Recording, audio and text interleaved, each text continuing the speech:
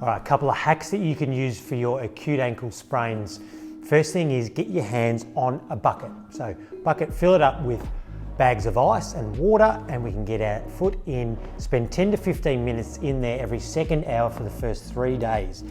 Once you're in there, you can start to get onto your feet and start to push your knee over your toes and promote some movement to prevent any onset of stiffness in that ankle joint. Maintain your movement. So ice, maintaining movement.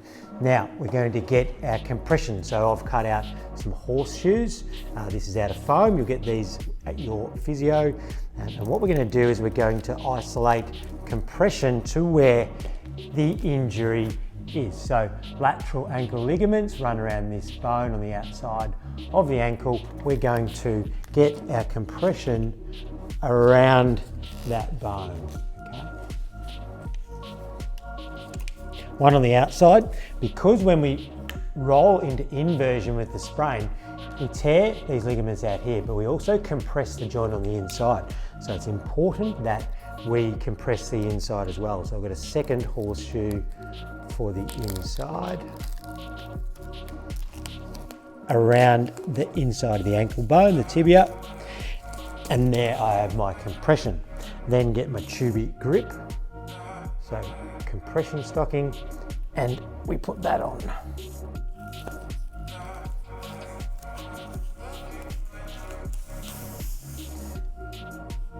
And then we double it over.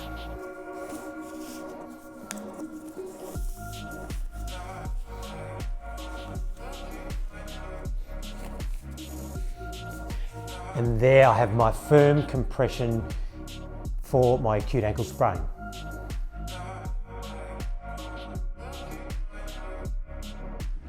Part 2 of our acute ankle management we learnt last week. With the acute ankle, we're going to compress it, we're going to stick it in the ice bucket and get it moving. Now, if you see your physio or podiatrist and you've got an acute ankle injury, it's most likely that you've damaged these ligaments at the front of the ankle. What we want to prevent in the early stages is that ankle bending forward and putting tension on those ligaments. We want them to heal. So they may prescribe you into one of these, a cam walker. As you can see, there is a right ankle here and the ankle cannot bend. We're going to get some healing of those ligaments. If it's a first time injury, make sure you come and see your physio or podiatrist to get managed optimally.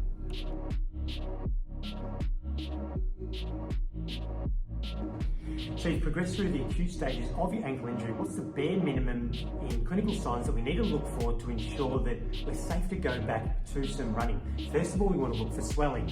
Are those ankle bones now more visible again, or are we seeing this puffiness and swelling around the ankle joint? If we're still swollen, then we're not ready to run.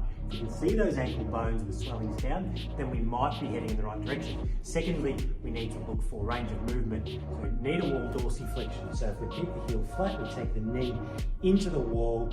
We want to be able to get that knee touching and be the same as the other side or the same as pre-injury, if you know what that is. And lastly, we've got to be able to hop to run. So hop test, simply, have we got nice propulsion and absorption and we're not getting any pain, then we may be ready to start a graduated running program. So 3 signs: swelling, range of movement, dorsiflexion, and ability to hop. Then we may be setting ourselves up to be able to return to a graduated running program safely.